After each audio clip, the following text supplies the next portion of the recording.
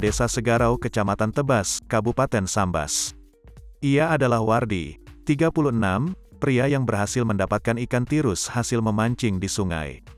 Begitu beruntungnya ikan tersebut laku seharga Rp140 juta.